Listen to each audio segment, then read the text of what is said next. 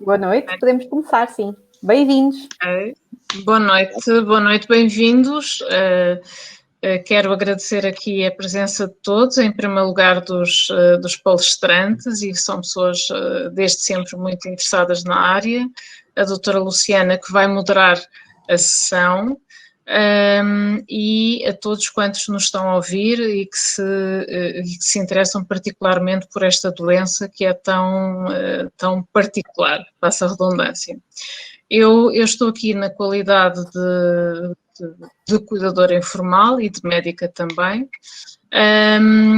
e portanto vamos falar um pouco sobre a questão do diagnóstico e da referenciação.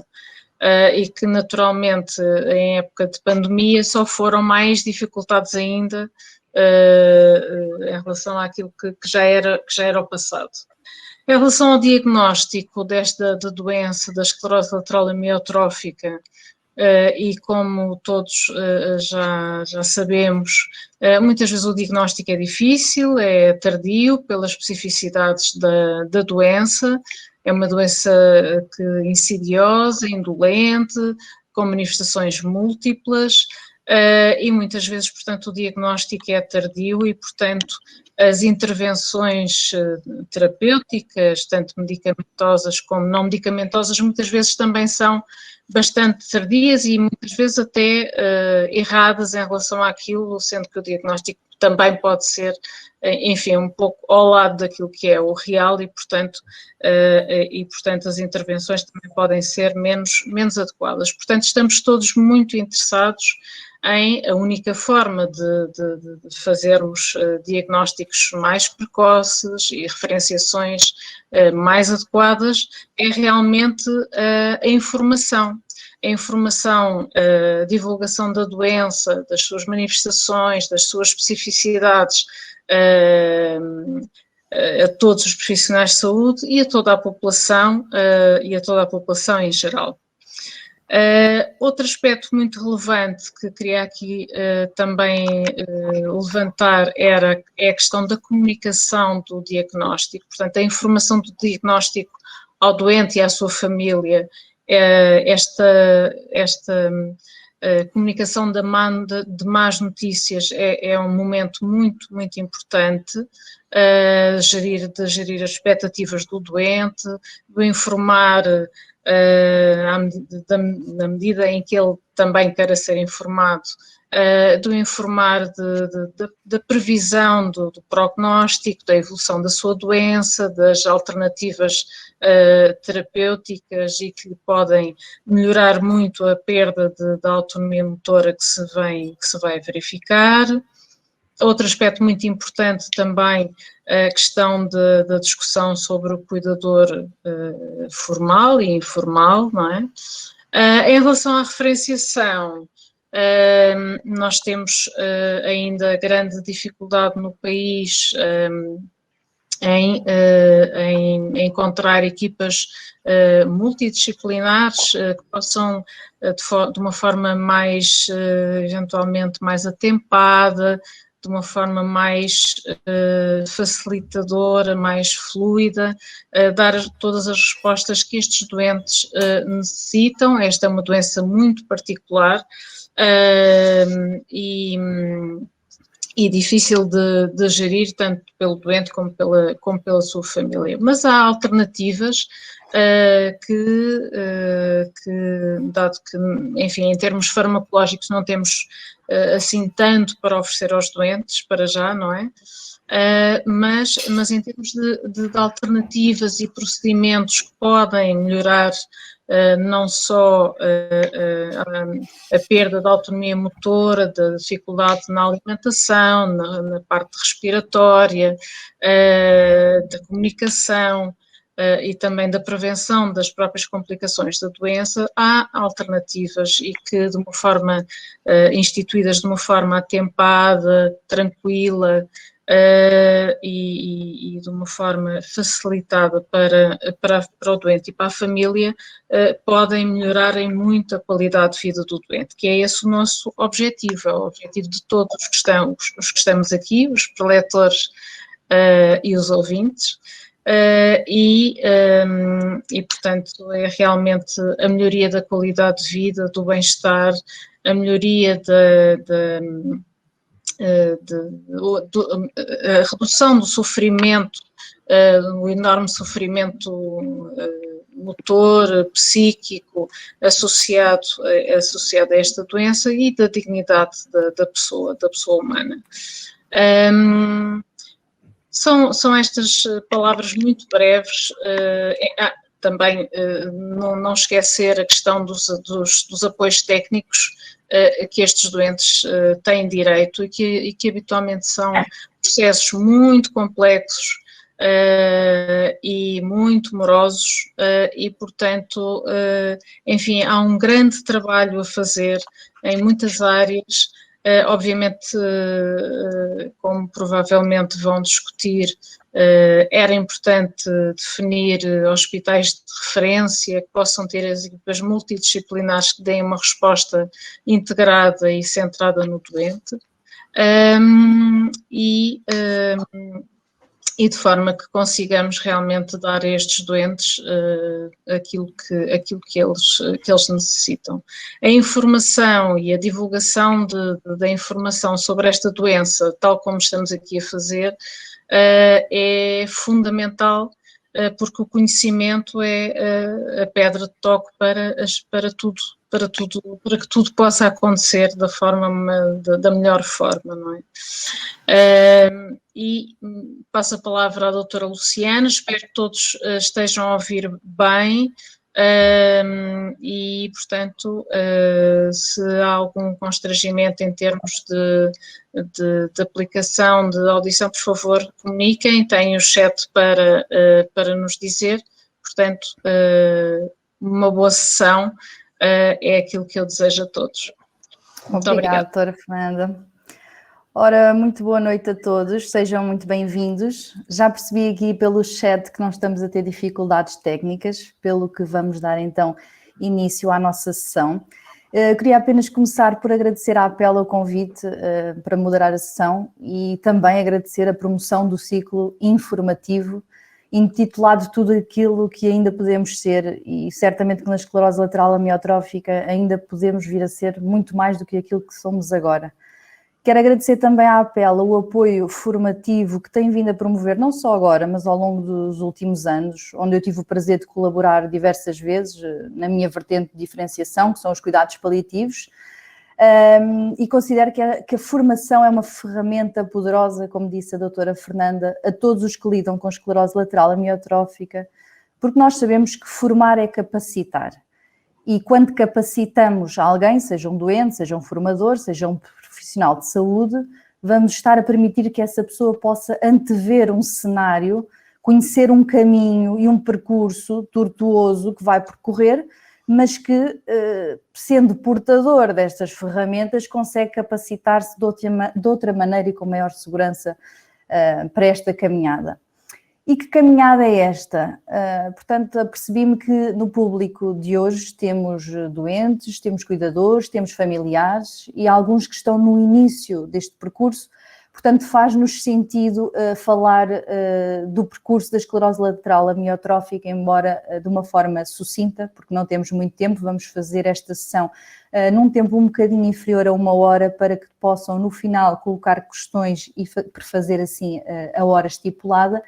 E quem melhor para nos falar da esclerose lateral amiotrófica do que o professor Mamed Carvalho, que é neurologista e neurofisiologista no Centro Hospitalar Universitário de Lisboa Norte, que está envolvido na consulta de esclerose lateral amiotrófica desde 88 e é responsável da mesma desde 93, e a quem peço, por favor, que de uma forma sumária e acessível a todos, dentro do que lhe for possível, nos faça um enquadramento da esclerose lateral amiotrófica, especificidades, terapêuticas disponíveis, intervenções outras não farmacológicas e farmacológicas, modificadores de prognóstico e principalmente qual o trajeto desta doença, professor?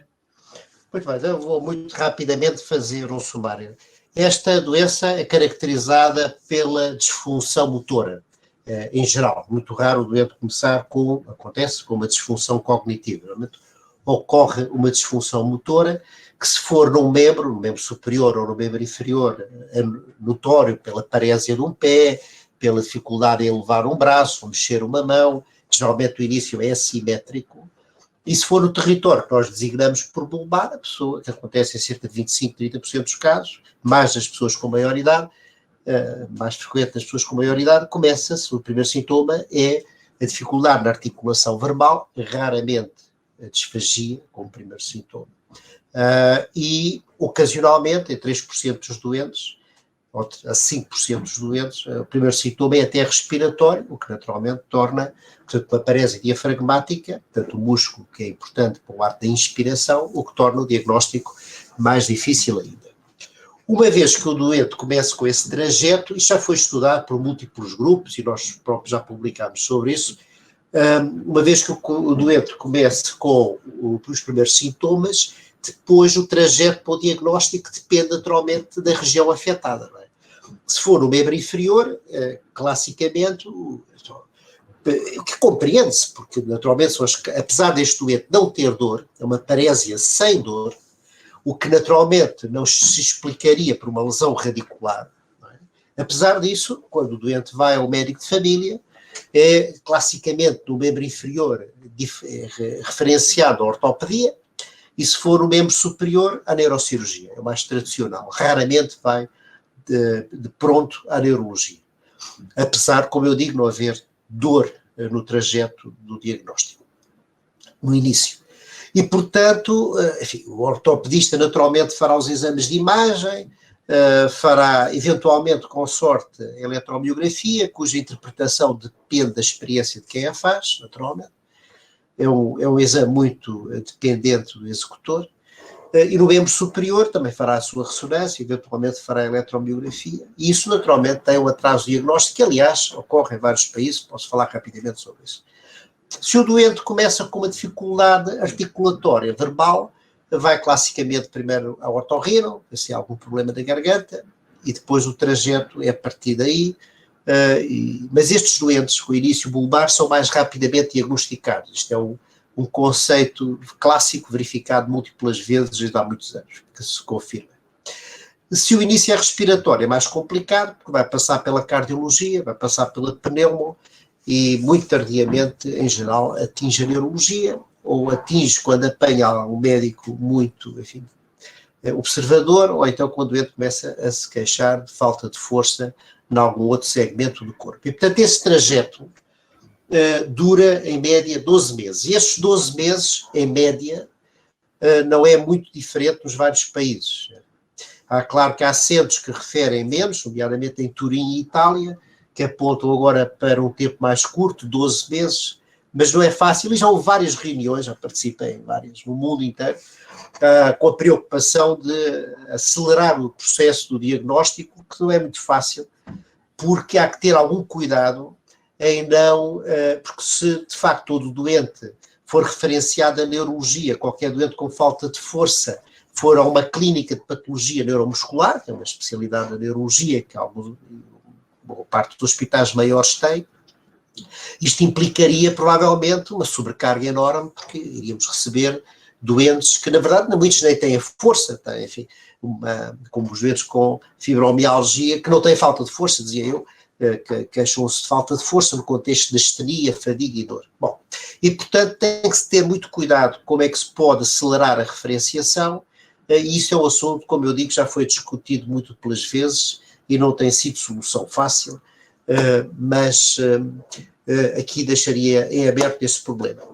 Em relação às abordagens, de forma muito sumária, há apenas um medicamento que aumenta a sobrevida, provadamente, que é o Riluzol, que existe desde 97 em Portugal, se eu bem me lembro, e nos outros países foi muito pouco antes, aliás, talvez um ano antes em França, onde foi desenvolvido, etc. E, portanto, é o único medicamento que aumenta a sobrevida. Há um fármaco que existe no mercado japonês, depois da Coreia do Sul, depois nos Estados Unidos, depois no Canadá, que a EMA não aprovou e fez muito bem, que não está demonstrada a sua eficácia, que não aumenta a sobrevida, tem discutível a ação no declínio funcional e não tem nenhuma repercussão na função respiratória que é da Aravona, e cuja administração tem riscos elevados, e portanto acho muito bem, a EMA não aprovou e o fármaco vai desaparecer por si. Aliás, ele foi muito recentemente, há um paper do grupo de Itália, aliás o primeiro autor é o Cristiano Lunetta, que trabalha para a Associação Italiana de Esclerose Lateral Amiotrófica, no qual demonstra que o medicamento não tem de facto nenhuma eficácia, porque em Itália foi autorizado usar pelo governo italiano nos doentes que tinham os mesmos critérios de inclusão do estudo, que eram critérios muito, muito particulares e que apenas incluiria 7% a 10% dos doentes que nós observamos na clínica. Mas outras intervenções são muito importantes. O apoio ventilatório, o mais importante, é aquele que mais tem repercussão no aumento da sobrevida e na qualidade de vida dos doentes. A PEG é um assunto complexo, que é muito mal interpretado, uma vez que não há nenhuma evidência segura de que aumenta a sobrevida dos doentes e nem sequer aumenta a qualidade de vida, embora naturalmente deva ser utilizada quando o doente tem dificuldades marcadas na deglutição e com isso tem perda de peso, mas é um assunto que tem mais complexidade do que uma linearidade pode fazer supor. E há um assunto que nunca é focado, mas que foi aqui focado pela doutora Fernanda, que é o problema do apoio multidisciplinar, que na verdade prova-se, está provado, que aumenta a qualidade de vida e a sobrevida dos doentes. Em relação aos centros de referenciação e ao apoio multidisciplinar, eu deixaria o assunto ainda em aberto, caso queiram abordá-lo mais tarde. Mas este é um resumo, para não ocupar muito tempo, que podemos ter sobre esta doença. Professor, só uma questão muito rápida que me é colocada várias vezes e o professor é a melhor pessoa para responder, que é em relação ao aumento da sobrevida com o riluzol, falamos de quanto tempo, mais ou menos, em média, claro, e quais os riscos inerentes ao fármaco? O fármaco não tem riscos, quer dizer, eu já administrei o fármaco para 1.500 doentes e só tive um caso de hepatotoxicidade preocupante, que foi num doente, aliás, que tinha tido hepatite B e que não revelou, e que, de alguma maneira, esta situação condicionou, de facto, uma hepatotoxicidade importante. Portanto, efeitos secundários não é, de facto, alguns doentes não toleram, epigastralgias, dores no estômago, náuseas, com certeza, mas efeitos secundários relevantes é uma situação excepcional. Outro assunto é a eficácia. As pessoas falam muito dos 2 ou 3 meses. Isto também tem a ver com 2 aspectos. Naturalmente, pouco conhecimento e, por outro lado, uma grande influência dos estudos iniciais, que foram aqueles que foram publicados em 94, 95, em particular no England Journal of Medicine e The Lancet Neurology, e que provaram a eficácia do medicamento. Ora, os doentes foram avaliados durante 18 meses nesses ensaios, se forem ler o que vem, e os doentes, quando entraram nestes ensaios, estavam numa fase avançada da doença, porque os critérios de inclusão nesse tempo não são os mesmos que os critérios de inclusão atualmente, as coisas mudam, e de facto, nesse ensaio, a repercussão no aumento da sobrevida foi de 3, 4 meses, do ponto de vista matemático. Mas temos muita demonstração em estudos populacionais que se o medicamento for administrado mais precocemente, como é, em geral, menos que o doente chegue numa fase muito tardia.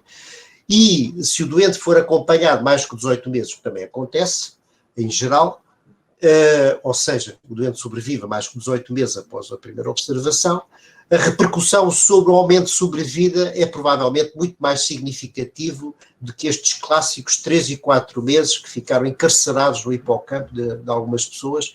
Mas, portanto, o fármaco, apesar de tudo, é muito mais relevante em termos de aumento de sobrevida do que aquilo que derivou do ensaio, porque aquilo que derivou do ensaio foi o resultado do ensaio e não na aplicação real de todos os dias em termos de estudos populacionais. Ok, muito obrigada pela sua resposta. Falámos então daquilo que é o percurso, digamos, clínico da doença. Gostaria agora de lhe perguntar, num cenário ideal em que o doente tem acesso aos cuidados de saúde primários, é tida uma elevada suspeita do diagnóstico, é encaminhado para consulta de neurologia e é então diagnosticado com esclerose lateral amiotrófica. A partir daqui, qual é a jornada habitual destes doentes no que respeita aos diversos campos hospitalares, cuidados paliativos, serviços sociais? Como é que é feito, portanto, este apoio aos doentes a partir do momento que tem o diagnóstico de esclerose lateral amiotrófica? Qual é o percurso habitual? Eu devo dizer que tem melhorado imenso nos últimos anos, porque de facto, antigamente, na maior parte dos hospitais, os doentes eram muito abandonados, porque não tinham propriamente, como a doença não tem cura, ainda não tem, eram um bocadinho pouco, enfim, acarinhados. Mas agora eu vejo doentes muito bem tratados nas várias unidades hospitalares do país, Castelo Branco, Viana do Castelo, não quero dizer nomes porque iria certamente omitir locais onde eles são muito bem acompanhados, e portanto nestas várias unidades hospitalares, uma vez que o doente chega à consulta de neurologia, o que eu vejo é que o doente é acompanhado em geral regularmente, que é dirigido ou referenciado às consultas de pneumo, que são em geral os locais onde é feito um apoio ventilatório. No Santa Maria temos, e agradeço aqui ao Dr. Francisco Sampaio, aqui presente, todo o apoio que nos tem prestado, que é inestimável, que estarei sempre muito grato. No Santa Maria temos a tradição excelente de ser o Serviço de Medicina Física, como em alguns centros americanos, de resto, mas em geral é na pneumo que os doentes são referenciados para apoio ventilatório. Quando é necessário e quando de facto é útil fazer a gastrostomia, também são referenciados para este fim com mais ou menos dificuldade, e portanto eu vejo, e a reabilitação também em geral é fornecida aos doentes dos moldes, enfim, mais ou menos, enfim, possíveis. Naturalmente nem sempre é o ideal, mas isso é outro assunto que podemos falar, e portanto eu vejo que, uma vez que seja feito o diagnóstico, o doente não é abandonado, digamos assim.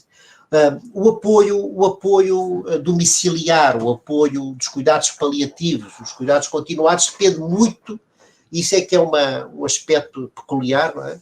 Mas depende muito do local onde o doente vive, que é curioso, mas é o facto. Não é? Há locais em que os centros de saúde funcionam muito bem e dão um apoio extraordinário aos doentes no seu domicílio.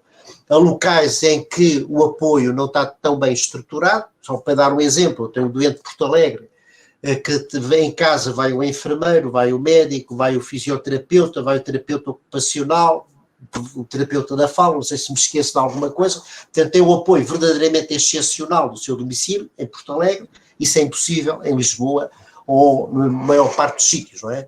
E, portanto, isso depende um bocadinho deste acaso das condições de suporte onde o doente geograficamente vive. Isto é um aspecto muito interessante, mas naturalmente há aqui muito trabalho a fazer e, sobretudo, a homogeneizar. E, portanto, isto tem a ver com os centros de referência, mas isso provavelmente quererá perguntar mais tarde. É verdade. Infelizmente, os cuidados paliativos em Portugal ainda dependem do código postal. Bem, tivemos então aqui uma visão daquilo que é a esclerose lateral amiotrófica em meio hospitalar. Eu vou passar agora a palavra ao Dr. Rui Costa, que é especialista de Medicina Geral e Familiar desde 1998, é também coordenador do Grupo de Estudos de Doenças Respiratórias da Associação Portuguesa de Medicina Geral e Familiar. Boa noite, Dr. Rui. Boa noite a todos também. É um gosto e um privilégio estar aqui convosco e partilhar com estes distintos colegas esta sessão para se falar de uma doença que é rara. Eu posso dizer que a minha experiência é praticamente nula e faço aqui já a minha confissão em relação a esta patologia. Felizmente, não tenho nenhum doente presentemente na minha consulta que padeça de esclerose lateral amiotrófica. Ao longo da minha vida lembro de ter feito um diagnóstico a esse doente, e para fazer o diagnóstico é preciso nós pensarmos que esta doença existe, porque o grande handicap que ela tem para o seu diagnóstico é ser uma doença rara. E às vezes nós, médicos de família, estamos habituados a ver múltiplas patologias e pensamos naquilo, e bem, que é mais frequente, e depois vamos pensando quando não há uma consistência de diagnóstico ou de resposta terapêutica, vamos reformulando o diagnóstico e muitas vezes podemos lá chegar. E é importante, como vimos aqui, conforme já foi dito e muito bem, que estes doentes precisam de um diagnóstico precoce e atempado. Existem várias dificuldades a nível dos cuidados subprimários no que diz respeito a esta situação. A primeira, por exemplo, é que para fazer o diagnóstico desta doença, um dos exames fundamentais é a eletromiografia. E nós sabemos que não existe no mercado oferta pela eletromiografia. Portanto, nós ficamos logo com uma grande dificuldade. e ficamos depois dependentes de quê? Da referenciação hospitalar. E esse é o outro problema que nós temos. É que a capacidade de resposta hospitalar é variável, como nós sabemos, de especialidade para especialidade.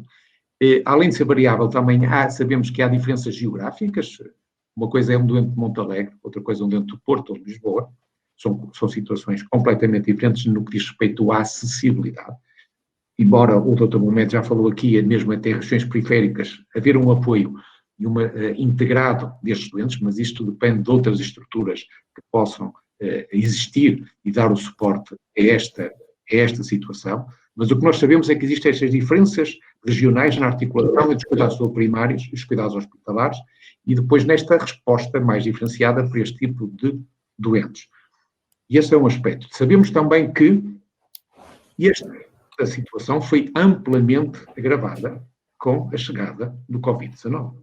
Esta pandemia teve um impacto significativo no caso dos doentes crónicos, por exemplo, de doentes que já tenham doença, ou mesmo naqueles novos, no que diz respeito, muitas vezes, ao adiamento e a própria suspensão, muitas vezes, de consultas e tratamentos de doentes que já têm o seu diagnóstico, mesmo até, com certeza, deverá ter acontecido o mesmo com doentes com esclerose lateral amiotrófica, e um dos obstáculos foi esta maior dificuldade que nós encontramos, para além de alguma que possa haver regional ao longo do tempo, mas nesta fase em particular, dessa refeição hospitalar, com, no fundo, uma consequência crítica, que foi um agravar do tempo médio de espera de uma consulta hospitalar e, portanto, um atrasar de um diagnóstico, e esse atrasar do diagnóstico, sabemos que numa doença cujo prognóstico não é favorável e que é progressiva, e às vezes rapidamente progressiva, estamos a limitar muito a qualidade de vida.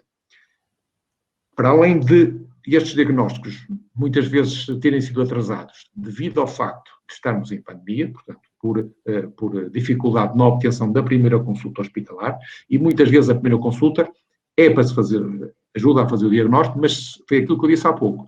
Se nós tivéssemos acesso, os cuidados primários, a um instrumento básico, que é uma eletromiografia, que nos ajuda muitas vezes a fazer outro tipo de diagnósticos, se calhar nós conseguimos mais facilmente, de uma forma mais correta e mais precoce, diagnosticar algumas pessoas que nos apareçam que possam ter esta incapacitante doença.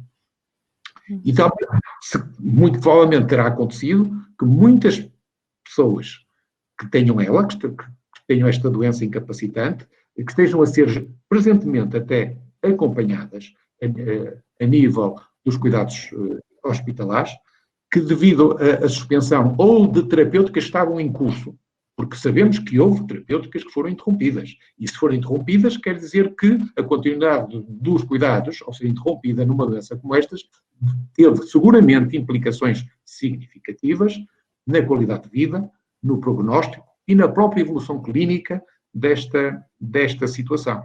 E, portanto, eu acho que estes são, basicamente, no meu entender, os aspectos fundamentais. Porque o segredo de todo este articulado, nós temos de trabalhar todos em rede, temos de trabalhar todos em equipa e tem que haver uma harmonização da articulação de cuidados entre os vários níveis. Cada um tem o seu papel, que é importante. E com um único objetivo, é de fazer uma gestão correta, adequada, integrada de todos os doentes que tenham estas doenças crónicas, como é o caso dos que têm a esclerose lateral amiotrófica. Dr. Rui, muito obrigada. Impecável, respondeu a todas as minhas questões, sem eu lhe perguntar nada, agradeço. Gostava só de lhe fazer uma questão, que é o seguinte: alguma vez lhe ocorreu o inverso, ou seja, um colega da realidade hospitalar entrar em contacto convosco para pedir apoio comunitário de um doente com uma doença neurodegenerativa, não necessariamente a esclerose lateral amiotrófica? Eu, pessoalmente, não tenho essa experiência, mas sei que há casos em que isso acontece. É uma realidade insuficiente. E porquê? Pela própria função do médico de cuidados primários, do especialista de cuidados primários, em que tem que ter uma relação, e este é que é o segredo, de proximidade com as pessoas que nós tratamos e seguimos ao longo do tempo. Por um lado. Por outro lado, o facto de nós também conhecermos a realidade e o contexto geográfico onde estamos inseridos. Conhecemos também os recursos que temos ao nosso dispor a vários níveis. É muito natural que sejamos nós a mobilizar esses recursos no sentido de satisfazer estas necessidades de saúde de uma forma mais adequada e atempada. Sim, agradeço imenso a resposta. Certamente que esta questão da articulação já não era fácil antes da pandemia e agora só se veio revelar ainda mais difícil, e serve este mote para passar a palavra ao Dr. Alexandre Lourenço, que é presidente da Associação Portuguesa de Administradores Hospitalares. Boa noite, Dr. Alexandre. Muito boa noite. Muito boa noite. Que avaliação faz das respostas que foram criadas para doentes não Covid, quer a nível hospitalar, quer a nível dos cuidados de saúde primários, de forma a não deixarmos estes doentes desamparados? Boa noite mais uma vez. Eu já peço desculpa de chegar um pouco atrasado, mas as minhas atividades familiares, domésticas, com crianças pequenas em casa... Compreendemos perfeitamente. São sempre atribuladas. Respondendo à sua pergunta, nós ainda hoje, em conjunto com a Ordem dos Médicos, apresentámos os dados que são públicos. Na prática, só promovemos um exercício de transparência, foi de apresentar os dados relacionados com a atividade não Covid em 2020. E o que nos dizem, objetivamente, é que, por um lado, tivemos menos 10 milhões de contactos presenciais a nível dos cuidados de saúde primários quando comparamos com o ano anterior. Estamos a falar de cerca de 25% da atividade ou mais dos cuidados de saúde primários. Mais de 1 milhão de consultas nos hospitais. Aí nós não conseguimos distinguir consultas telefónicas de consultas presenciais, porque na prática são registadas da mesma forma. E depois na área particularmente da cirurgia, que também com uma redução muito elevada. Eu estava a ouvir o Dr. Rui Costa e estava também a pensar na questão também dos exames de diagnóstico, que ficaram claramente limitados também durante o último ano, genericamente. E digo o último ano para já não começar a falar do início de 2020. E o que nós sempre tentamos dar o alerta foi da necessidade de ter uma resposta integrada que conseguisse responder de uma forma plástica e flexível à questão Covid, mas que nos permitisse libertar recursos para responder ao não Covid. Evidentemente não me parece que fosse possível que nós passássemos por uma pandemia com esta dimensão que sem limitações do acesso em área alguma. Os recursos são limitados, o que acontece sempre nestas situações é o redirecionamento dos recursos existentes, mas acreditamos que podíamos ter feito mais em termos de garante de acesso a cuidados de saúde. E essa é uma meia-culpa das pessoas que trabalham no setor, particularmente com os doentes e para com as famílias.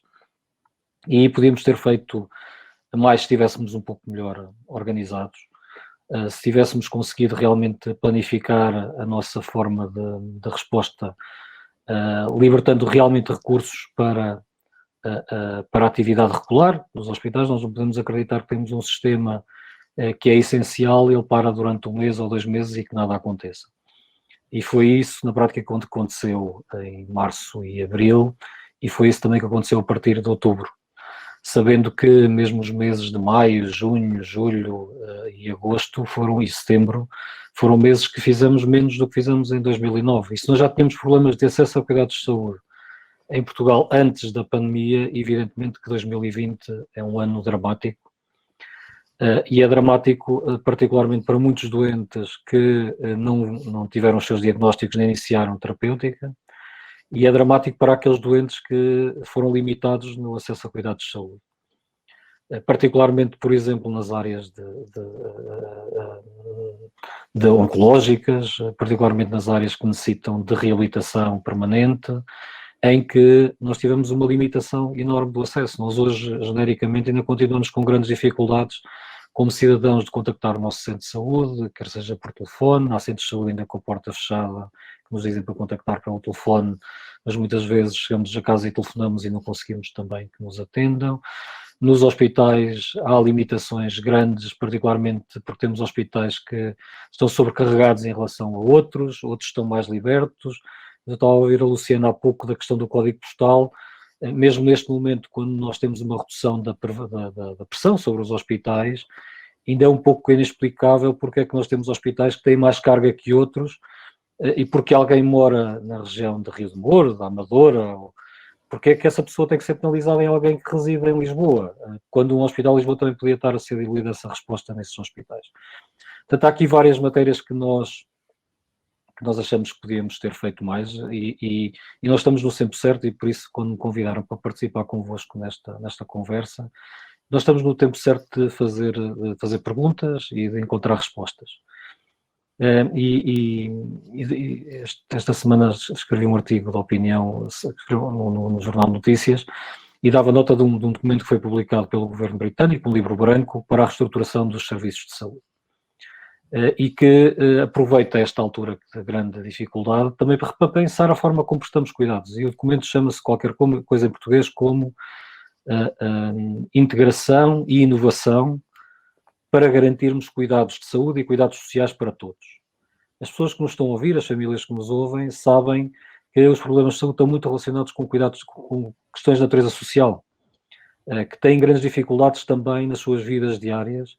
E nós realmente temos que conseguir encontrar respostas, nós, setor da saúde, particularmente, mas também em conjunto com os colegas da área social, para encontrar respostas integradas, mais próximas do domicílio, mais próximas de casa, menos centradas nas organizações de saúde, mais centradas na casa das pessoas, no local de trabalho das pessoas, que favoreçam as famílias, que exijam menos delas, porque realmente, infelizmente, hoje, como antes da pandemia, mais agravado agora, nós hoje exigimos demasiado das pessoas que estão doentes e das famílias das pessoas que estão doentes. E realmente nós, enquanto sociedade, temos que encontrar respostas. E eu creio que esta é a altura certa, depois de todo o sofrimento que passámos no último ano, de realmente encontrarmos respostas em conjunto, e é por isso que é importante ouvir as associações de doentes, os profissionais, neste caso os administradores hospitalares, os gestores de serviços de saúde, para encontrarmos respostas em conjunto, porque realmente também merecemos mais do que o que temos. Muito obrigada, Dr. Alexandre. Em entrevista à Rádio Renascença e ao público no passado dia 11 de fevereiro, dizia estar preocupado com os doentes não Covid, como temos vindo a falar, com os rastreios em atraso, com os 10 milhões de contactos que ficaram por fazer.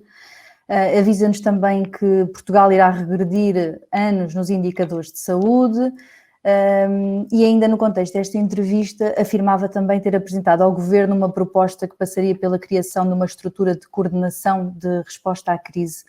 Poderia falar-nos um bocadinho desta estrutura e quais os meios que considera que devem ser alocados a ela? Não era nada de mais. Eu creio que qualquer um de nós consegue entender e que as pessoas que vivem o sistema de saúde nos últimos 20, 30 anos, muitas pessoas que ajudaram a desenvolver o que temos hoje, que não é, que é algo que conseguimos construir, mas que não é perfeito, conseguimos perceber que a forma como nós estávamos coordenados antes da pandemia já tinha muitas falhas. E reconhecendo essas falhas, para responder a um desafio tão grande, era necessário ter uma estrutura mais flexível que conseguisse coordenar meios. Ou seja, quando pretendia dizer isso e quando fiz essa proposta ao quando fizemos essa proposta ao Ministério da Saúde, era numa lógica que, sabendo as dificuldades e as debilidades que o sistema tem a nível regional, as dificuldades que muitas unidades de saúde têm, porque nem todas as unidades de saúde conseguem responder ou conseguiram responder à Covid como o Hospital de São João respondeu. Temos outras estruturas de saúde com muito mais fragilidades, que nem nunca tiveram um infecciologista lá a trabalhar para ajudar a desenvolver mecanismos de controle da infecção. Portanto, era necessário ter uma equipa que recolhesse conhecimento, que o difundisse por todas as unidades de saúde e que coordenasse os meios para não acontecer o que nós vimos em alguns hospitais com 300% ou 400% de pressão face ao que tinham planeado e um hospital ao lado estar ainda a 50% ou 60%. A questão aqui é só de nós percebermos que as estruturas que nós temos hoje e que tínhamos no pré-pandemia não eram suficientes em termos de coordenação de meios. Nós vimos isto ainda hoje, todos os dias somos bombardeados com notícias ou de falta de transparência, ou de critérios aplicados numa instituição diferentes de outros. Portanto, está na altura de nós realmente, volto aqui um bocadinho à minha intervenção inicial, de nos juntarmos e encontrarmos soluções em conjunto, porque não me parece que, e permitam-me dizer isto, eu acho que nós não podemos ser tratados, nós doentes, as pessoas que trabalham no sistema de saúde, como crianças, nós temos de ser tratados como adultos, e como somos todos adultos, devemos ser ouvidos e responsabilizados. E temos que ser chamados também para decidir e para opinar e criar algo de novo. Porque realmente, individualmente, a receber só orientações, muitas vezes pessoas que não conhecem as dificuldades que as famílias passam, que os profissionais de saúde passam no ponto de prestação de cuidados, assim não vamos muito longe. Muito obrigada pela sua intervenção. Vamos então de volta ao Hospital Santa Maria. Vamos falar agora com o Dr. Francisco Sampaio, que é diretor do Serviço de Medicina Física e Reabilitação do Hospital Santa Maria. Boa noite, Dr. Francisco. Boa noite. Tendo em consideração a forma como os doentes não Covid foram agora relegados um bocadinho para segundo plano, principalmente durante a primeira vaga da pandemia, que estratégias foram criadas e que meios foram mobilizados para garantir uma resposta continuada, mantida, atempada no seu serviço a pessoas diagnosticadas com doenças crónicas graves degenerativas, como o caso da esclerose lateral amiotrófica? Boa noite. Cumprimentar os que estão em casa e cumprimentar aqui os colegas nesta reunião. Deixem-me aqui fazer só um pequenino parênteses, explicar aqui, eu sou responsável do Serviço de Medicina Física e de Reabilitação. Ainda há pouco o professor Mamed referiu-se a que o apoio na área ventilatória, que é particularmente importante neste doente, atualmente é dado o serviço de pneumologia, em alguns hospitais é o Serviço de Medicina Física e de Reabilitação, e em Santa Maria essa é a realidade. Isto é uma razão histórica.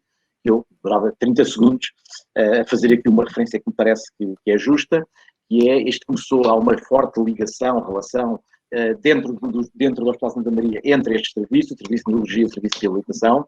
Isto começou já há muitos anos com a professora Salles Luís no Serviço de Neurologia, com a professora Serena Veiga Fernandes no Serviço de Reabilitação, continuou a seguir nesta área dos doentes neuromusculares e em particular com a esclerose amiotrófica, com o professor Mamed na área da neurologia, com a professora Anabela Cardoso Pinto na área da reabilitação. E, sobretudo, na parte quer do apoio ventilatório, que depois foi mantido, quer também noutro tipo de intervenções, até num interface, que me parece importante nesta área, que é o interface entre cuidados médicos e área social. Se há especialidade médica, todas as especialidades médicas, ou toda a medicina tem aqui um forte componente social. Mas se calhar a reabilitação, sou suspeito, não é?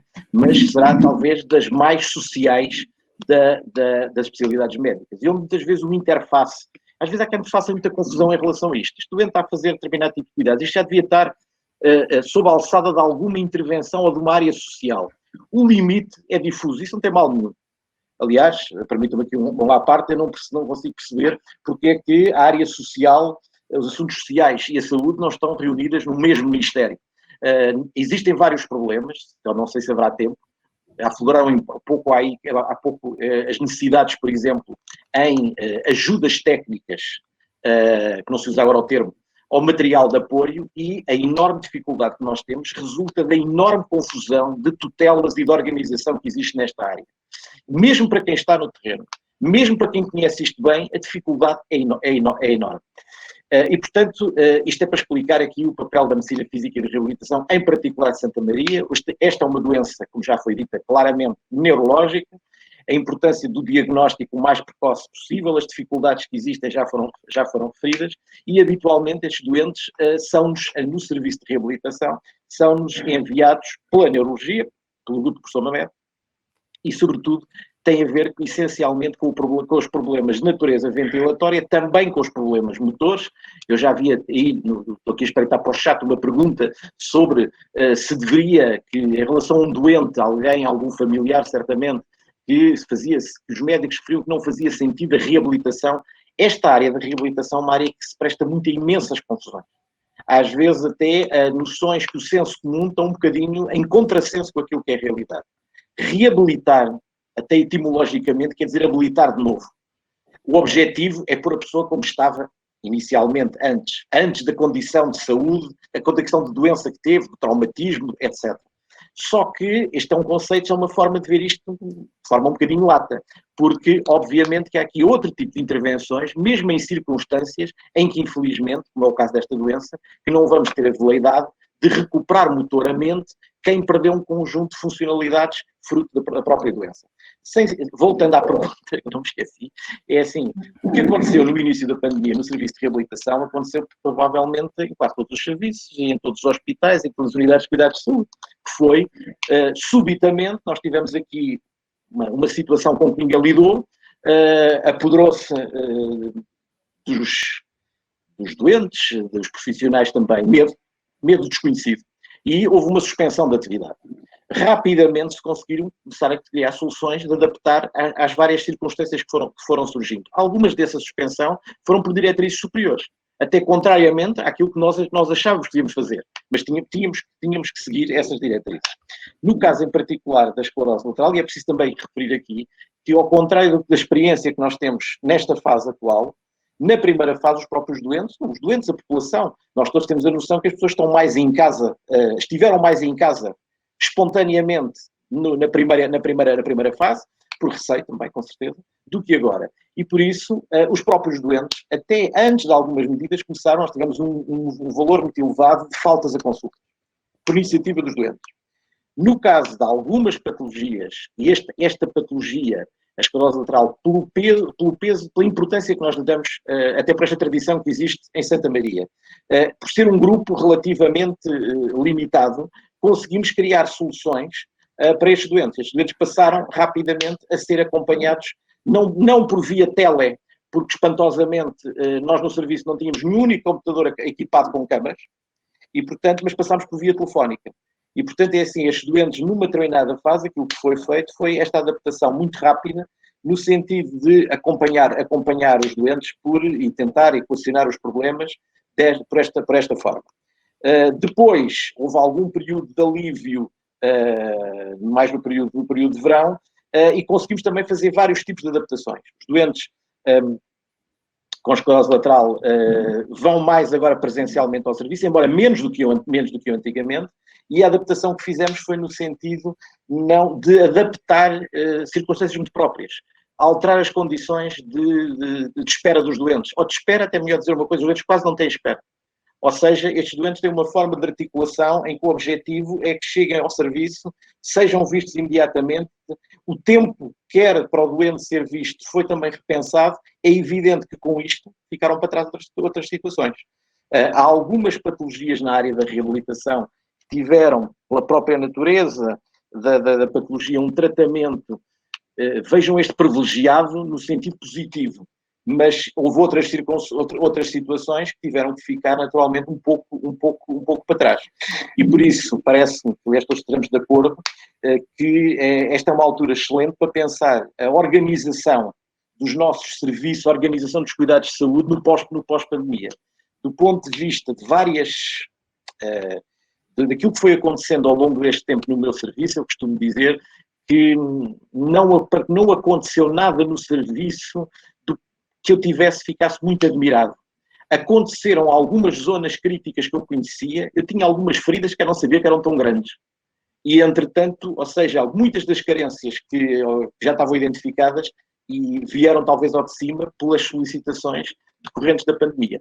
Mas quero também dizer que a adaptação, sobretudo dos profissionais, foi espantosa neste período de tempo e conseguiu-se fazer várias coisas, sobretudo na área da reabilitação, que às vezes é um parente pobre, até em termos de investimento, à custa de imensa carolice e imenso esforço individual. Vou dar um exemplo. Durante este período de tempo, nós temos uma área de acompanhamento de doentes com espasticidade, com alteração do tónus muscular, com uma articulação com o serviço de neurocirurgia, em que são colocados, alguns doentes, casos muito particulares, bombas de baclofeno. Estas bombas de baclofeno são colocadas e depois têm que ser repreenchidas, e o repreenchimento pressupõe equipamentos e pressupõe skills. E, entretanto, o que acontecia é que estes doentes eram marcados e isto era feito de forma regular. E, de repente, aconteceu que doentes ficaram em instituições que não podiam sair porque estavam confinados, inclusive em hospitais, e o problema é que o fármaco ia acabar, a bomba até apita, que é uma coisa aborrecida, ter um doente no serviço a apitar, não é? E, portanto, foi preciso criar soluções e criaram soluções fora da caixa.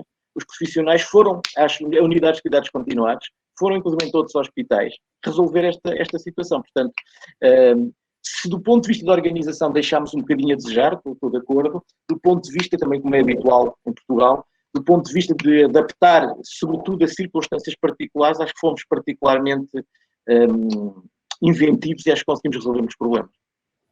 E parabéns por isso, não é? Também nas dificuldades podemos sair mais fortes quando nos apercebemos quais é que são as lacunas que temos, que às vezes não nos aperceberíamos num contexto normal. Dr. Rui Costa, de volta a si, estamos quase a finalizar. Dizia em entrevista à revista Just News que a pandemia veio reforçar a necessidade de ter a doença respiratória crónica mais controlada, sendo que ela é uma doença que também compromete gravemente a parte respiratória, embora não tenha envolvimento pulmonar, e podendo a insuficiência respiratória ser a principal causa de morte destes doentes. Perante um doente que lhe aparece com estas características, hipoteticamente, uma vez que não está a lidar com nenhum doente assim, terá algum mecanismo de retaguarda, fast track, no caso de precisar de referenciar um doente de uma forma mais urgente? Como é que funciona? Essas situações dependem sempre das relações interpessoais. É um facto. É assim que se funciona em Portugal. É a única forma que nós temos de, às vezes, aliviar e atenuar as inequidades que existem, que são grandes, às vezes. E é como disse o Dr. Francisco Sampaio, pela caroliça, é pelo nosso empenho no bem-estar do doente, na solução do problema do doente que nós fazemos.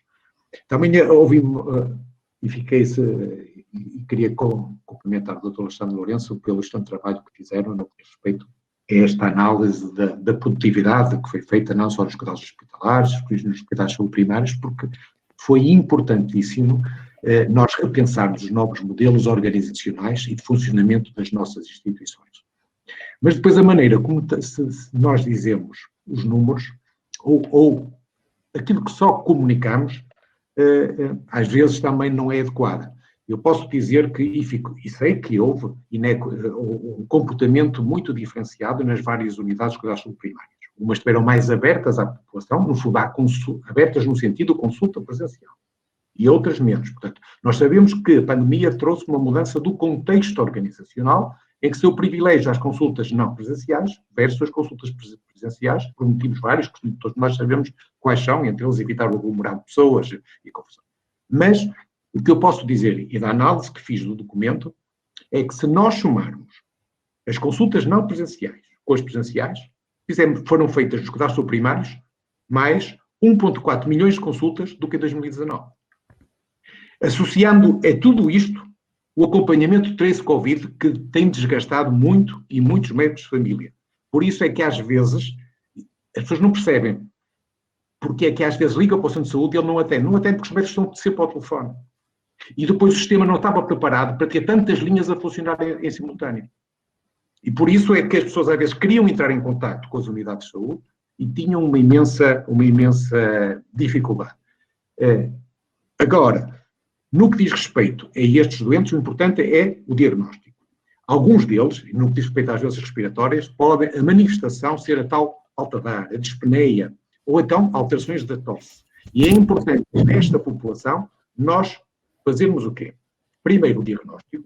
No que diz respeito à doença respiratória e quando precisa de ventilação, nós, depois da referenciação hospitalar, porque é importante, a primeira vez que tem que ter essa referenciação, nós temos que dar seguimento e depois podemos fazer o acompanhamento, não só domiciliário, mas às vezes quando doentes se movimentam, em termos de consulta, no fundo, do grau de cumprimento dessas terapêuticas e da garantia que é dada, muitas vezes também pelas empresas de cuidados respiratórios domiciliários, que mesmo neste tempo de pandemia, posso dizer que deram resposta às necessidades que foram sendo identificadas ao longo do tempo, ou então que pode ser de casos novos, ou então de ajustes, pequenos ajustes que foram necessários, e na minha experiência, e eu posso verbalizar, isso foi feito e foi correto e adequado.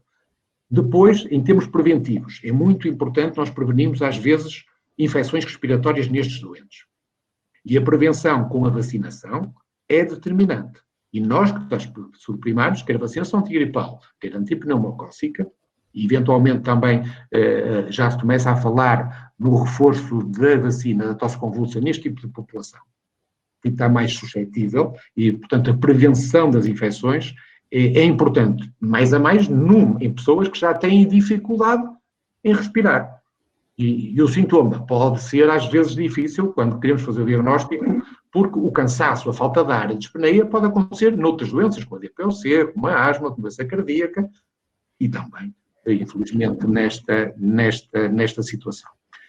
O que é importante nós oferecermos a estes doentes é a acessibilidade, por um lado. Por outro lado, a proximidade em termos domiciliários. E há equipas que dão esse acompanhamento. Nos sítios mais e noutros menos.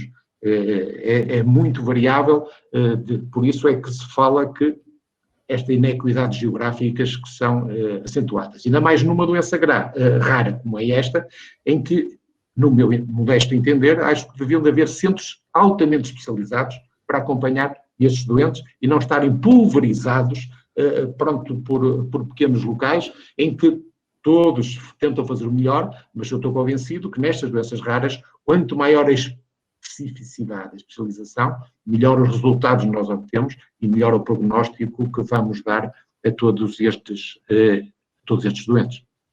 Muito obrigada.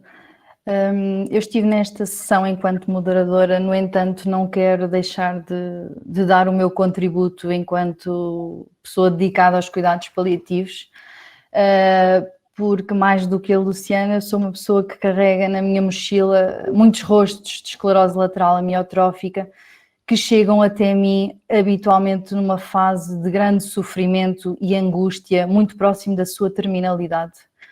Eu gostaria de deixar uma mensagem a todos os que nos estão a ouvir, incluindo profissionais de saúde, colegas de medicina geral e familiar, colegas das especialidades hospitalares, que sempre que vos for possível fazer uma referenciação precoce destes doentes a cuidados paliativos, façam-no, por favor.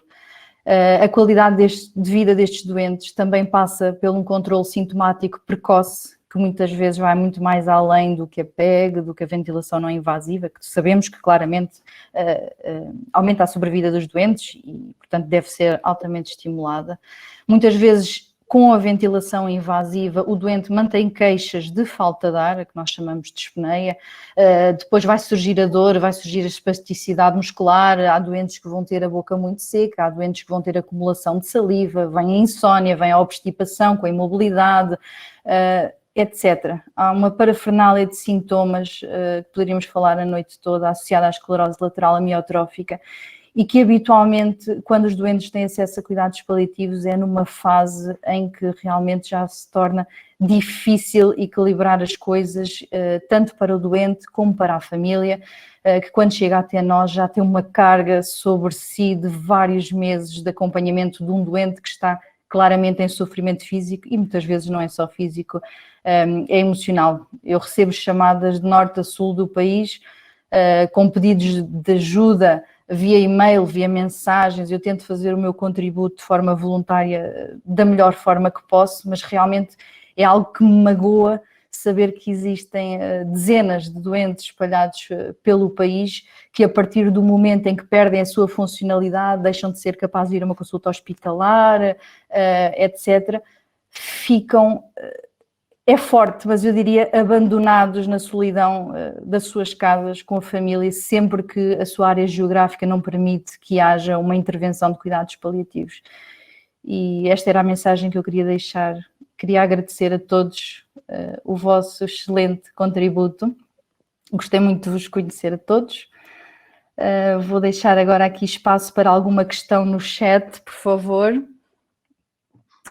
Portanto, temos aqui já algumas questões, vou tentar perceber. Não será possível provavelmente responder a todos. Temos a dona Sandra Rodrigues que nos diz que gostaria de saber o porquê de um doente após ser diagnosticado com esclerose lateral amiotrófica não ser internado ou ajudado a nível de cuidados médicos. Ela diz isto porque teve o pai com esclerose lateral amiotrófica, foi enviado para casa, teve uma paragem cardiorrespiratória em casa que foi revertida, mas só após esse evento foi internado e infelizmente passado 40 dias com o VNI acabou por falecer. Alguém quer responder a esta questão? O porquê do não internamento ad inicium?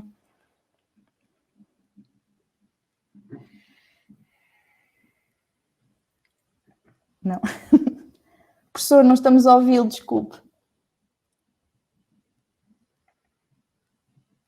Ainda não? Ainda Não, não? estava. Agora sim, agora sim. Tinham-me cortado o pio. Não fui eu. Okay. Não, ouça, quer dizer, vamos lá. Em nenhuma parte do mundo, um doente com esclerose lateral ou outra doença crónica, mesmo progressiva, é internado, porque um doente tem uma sobrevida média de 3 anos e não vai estar 3 anos seguramente internado, não é? Há casos sempre excepcionais, não é? E depois, como sabe, o internamento, estamos a falar do internamento de uma unidade hospitalar. O internamento de uma unidade hospitalar às vezes é uma boa maneira de acelerar a morte, porque o risco de ter uma infecção hospitalar quando o seu internamento não é de facto justificado por qualquer intervenção, não faz sentido a pessoa estar a ser submetida a um risco, não é? Ter uma infecção hospitalar e de ter uma complicação. Nós vemos muitos doentes que morrem porque são internados por uma razão, enfim, que justifica esse internamento, mas que depois vem a ter complicações decorrentes do próprio internamento. E, portanto, o que aconteceu, eu não sei, já há todos os casos, o senhor se calhar era muito idoso, já tinha patologia cardíaca, teve outra complicação qualquer, mas a verdade é que em nenhuma parte do mundo os doentes são internados, podem ser internados, alguns locais têm a capacidade de internamento por 3 ou 4 dias para procedimentos de diagnóstico, de forma ao doente poder fazer eletromiografia e outros testes fundamentais, como análise de sangue, etc., ou provas de função respiratória, durante 3 ou 4 dias e depois tem alta, mas não tem nenhuma razoabilidade internar os doentes da entrada numa unidade hospitalar. Os doentes são internados quando necessitam de fazer um procedimento ou têm uma complicação, são coisas diferentes.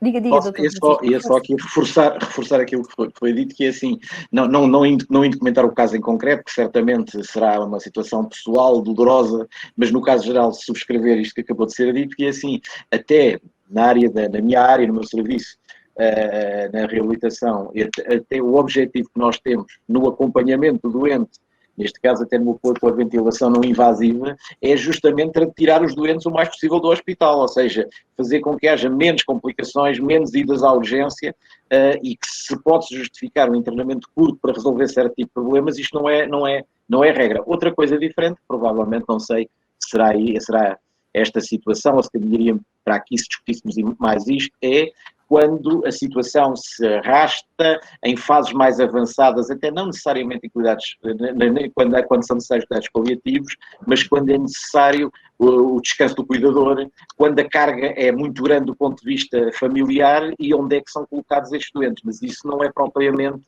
a necessidade de internamento no hospital diferenciado de agudos, que na maior parte destas situações, obviamente, que não é assim que é feito e não é assim que justifica.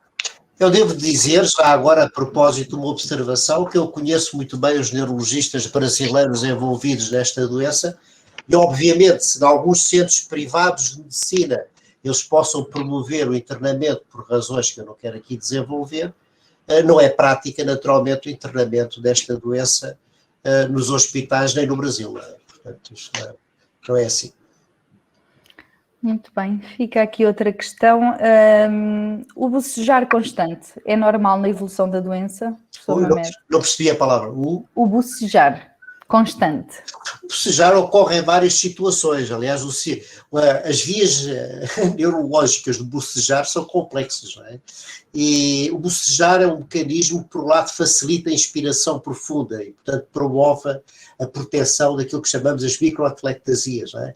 E acontece muito em lesões até de AVCs, quando há afetação do tronco cerebral.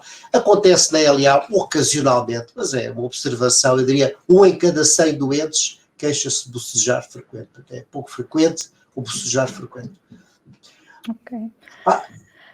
A dona Elsa Teixeira pergunta-nos porque é que nem todos os doentes têm acesso a cuidados paliativos. Conheço vários que mesmo já numa fase avançada continuam a não ter esse apoio. E essa foi uma das questões que foi falada ao longo da sessão de hoje. Aliás, se formos ver os relatórios do Observatório Português de Cuidados Paliativos, em relação às necessidades de Portugal versus aquilo que realmente temos, no que respeita a número de profissionais, a tempo de profissionais alocados, a tempo de profissionais a tempo inteiro em cuidados paliativos, em camas de cuidados paliativos, esse número está claramente abaixo daquilo que o nosso país precisa e, portanto, naturalmente, que digamos que são quase que cuidados privilegiados, ter acesso a cuidados paliativos em Portugal. Eu não sei se posso comentar agora isto. Quer dizer, vamos lá. Claro. Isso depende muito do universo cultural. Se estiver a ser médica no Reino Unido, é completamente diferente. Não é? Eu conheço bem o universo também do Reino Unido. E no Reino Unido, os médicos neurologistas acompanham os doentes em muito poucas observações, eles são rapidamente encaminhados para os cuidados paliativos e o neurologista até deixa de os ver. Aliás, os livros clássicos de cuidados paliativos nesta doença são de um autor inglês. E, portanto... Que eu conheço também. Exatamente. E, portanto, isto é assim no Reino Unido porque faz parte também da tradição cultural do país e porque tem a capacidade de resposta, não é? Todas estas queixas que há bocado referiu, das dores, da espasticidade, da boca seca, etc., são tratadas também pelo neurologista, são tratadas por mim, não é? E, portanto, que é um tratamento sintomático das várias complicações que podem ocorrer na doença. E, portanto, se quiser, o neurologista faz parte do trabalho que no Reino Unido seria feito pelos cuidados paliativos. E são referenciados em cuidados paliativos, geralmente numa fase mais tardia, o que tem a ver com a tradição, enfim, de certa maneira, dos cuidados de saúde em Portugal e também com a capacidade de resposta, porque os cuidados paliativos não têm o mesmo desenvolvimento e não é dado o mesmo enfoque nem investimento do que é no Reino Unido. E, portanto, essas coisas são proporcionadas, não é? Portanto, concordo perfeitamente. Não seria, diz-nos a Joana Garcia, pergunta, aliás, se não seria pertinente a criação de protocolos de atuação para que se criem estándares de atuação a nível nacional? Eu também gostava de abordar isso, porque tem a ver com um ponto, há umas perguntas lá em cima, e às tantas, o que é que a gente pode fazer para isso melhorar? Bom, obviamente, Portugal deve ser o único país do mundo ocidental bom, eu não estou de facto a incluir alguns países como o Cazaquistão, o Tarquequistão, mas deve ser o único país da Europa Ocidental que não tem rede de referenciação para esclerose lateral amiotrófica. Isto porque os decisores políticos, quando desenvolveram as redes de diferenciação, criaram protocolos imensamente complicados, com centro de custos, 3 milhões de tabelas Excel, etc., para alguns centros de referenciação que tinham a ver com terapêuticas de custo muito elevado, como as doenças metabólicas, ou paramiloidose, ou outras, ou técnicas muito, enfim, sofisticadas, como a cirurgia de epilepsia, a cirurgia do Parkinson, etc. E, portanto, não houve, até hoje, a preocupação de criar centros de referenciação sem ligar o complicómetro, que seria apenas estabelecer centros com experiência e que fossem apenas oferecido, até porque a esclerose lateral é uma doença muito barata, contrariamente às outras que há pouco mencionei, e apenas oferecer a estes centros as condições mínimas de funcionamento em termos de espaço e em termos de profissionais mínimos de apoio nesta doença, de que faz parte de coisas muito importantes como as pessoas do apoio ventilatório, as pessoas da reabilitação, a assistente social, psicóloga, a psicóloga também, mas depois podemos falar isso também se quiser, a ligação aos cuidados paliativos, uma enfermeira, que não sei se disse, mas tem um papel muito, muito importante, etc. E, portanto, não houve, da parte do decisor político, em relação a esta doença e a outras também, que eu conheço, não há centros multidisciplinares de tratamento da diabetes nos vários hospitais, há consultas de diabetes, são coisas diferentes, mas não há centro multidisciplinar de tratamento da diabetes, que também afeta os riscos cardiovasculares, renais, oftalmológicos, etc. Então, o que faltou do decisor político foi, sem envolver as pessoas em 100 mil tabelas Excel, que depois são inúteis, porque também ninguém as controla, criar normas muito simples para centros de referenciação, é que os doentes possam, de facto, ser referenciados e que possam oferecer, em ligação aos centros de saúde, um apoio domiciliar que seja eficaz e que ultrapasse todas essas dificuldades que são aqui repercutidas em várias perguntas que eu vejo, não é? Que é, eu tenho uma pessoa com grande sofrimento, eu não tenho apoio, eu não li. Portanto, tudo isto seria, em grande parte, nada é perfeito, ultrapassado por estes centros, de facto, de referenciação descomplicados que se deviam ter formado em relação a uma doença cujos custos não põem necessidade de tabelas Excel, uma vez que é uma doença muito barata, porque o Riluzol custa o tratamento diário por compra hospitalar está à volta de €1 ou €1,5, portanto não parece que seja, e o apoio ventilatório e da PEG também tem custos muito baixos. E, portanto, aqui era uma coisa que se podia fazer de forma muito simples e muito eficaz. É preciso que haja iniciativa, e eu acho que aqui os doentes e a associação têm um papel importante de fazer uma forte pressão sobre os decisores políticos. Uma última questão, a dona Sandra Rodrigues, no seguimento daquilo que falávamos de eu ter mencionado a psicóloga, qual o papel da psicologia nesta doença? Também posso responder. Portanto, quando se perguntar no King's College, que é o principal hospital de Londres que segue estes doentes, com um número muito maior que o nosso, naturalmente, porque Londres tem 10 milhões, não é? Quantos doentes são seguidos na consulta de psicologias, vão-lhe responder 10%, que são o número de doentes que aceitam ser acompanhados da psicologia. Muitos mais são os cuidadores do que propriamente o doente.